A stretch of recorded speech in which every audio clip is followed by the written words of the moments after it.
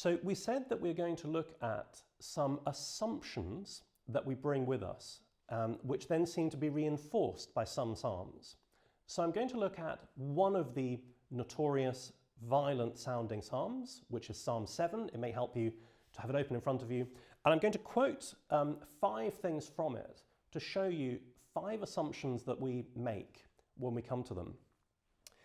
Firstly, you will see there in the psalm, "Judge me, O Lord, according to my righteousness." And that's the first assumption that we often bring to the Old Testament, that we in the New Testament know that we are forgiven sinners, but that in the Old Testament, well, David didn't know that. These were psalms of somebody who thought that he had earned God's favor, and therefore here is the Pharisee pointing at the tax collector. I am not like that tax collector. And when that tax collector is my enemy, I have earned from you with my fasting and my praying and my tithing that you will take my side because I'm a good guy and he over there is a bad guy. So that is the first assumption, self-righteousness. The second assumption is that the psalmist is frankly deluded into thinking that he can be self-righteous. So the first assumption that these are the psalms of somebody righteous, they're sometimes rescued by Christians as saying, well, that's okay, that means Jesus could pray them. But a second assumption that cuts across that would be to say, no, here is somebody who is deluded that they themselves truly are righteous. And so, for example, you would read there, "My shield is with God." Why? "Who saves the upright in heart." In other words, this would suggest that David, in writing this, doesn't merely think that someone who is righteous could pray this, but that he himself is truly upright in heart to the point where he can claim God's rescue against violent enemies. These assumptions are relatively ancient.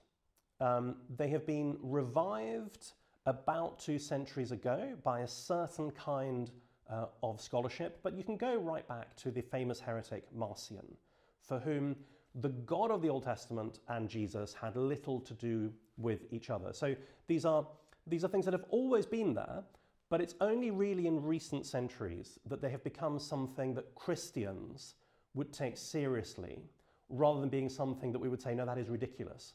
Forget that. That is the opposition. But I turn now to one that is particularly modern, and I mean modern as in this decade probably, which would go like this. Well, whoever was praying against their enemies in these violent ways, they were suffering. They were victims. And we know that if you're a victim, you get a free pass. There is no better way to get a platform in 21st century Western world than to claim the prize of being oppressed, whether in reality or only in your imagination or in some fictitious history or real history. Therefore, modern readers might be inclined to read this from Psalm 7, "Lest like a lion they tear my soul apart, rending it in pieces with none to deliver."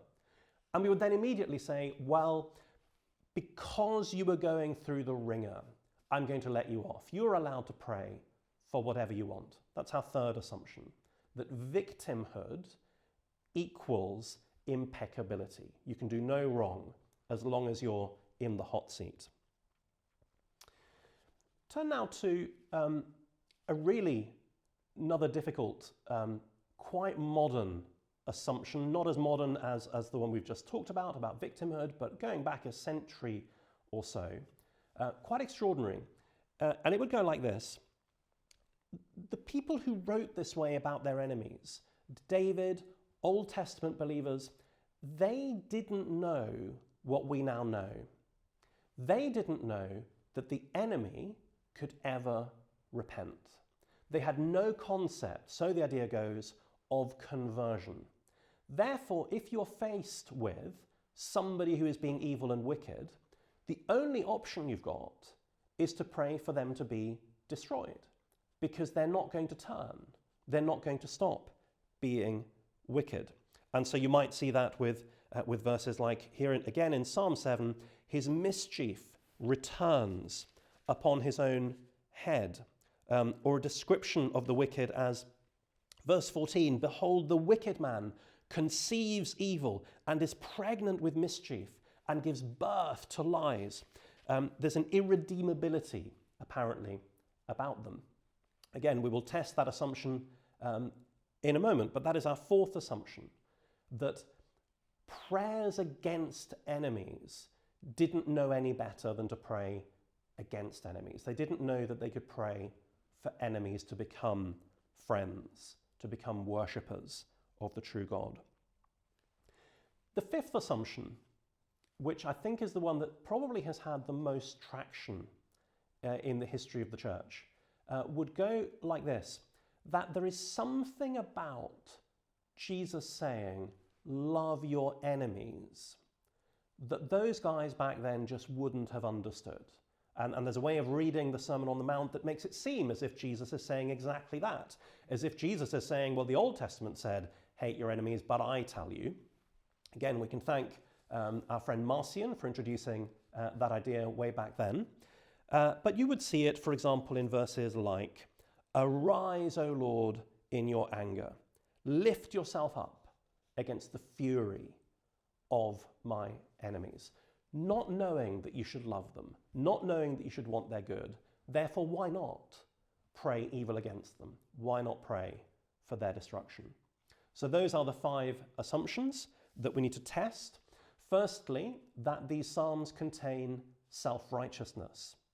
Secondly, that these psalms were written from delusions of actual righteousness that entitled us to God's favour.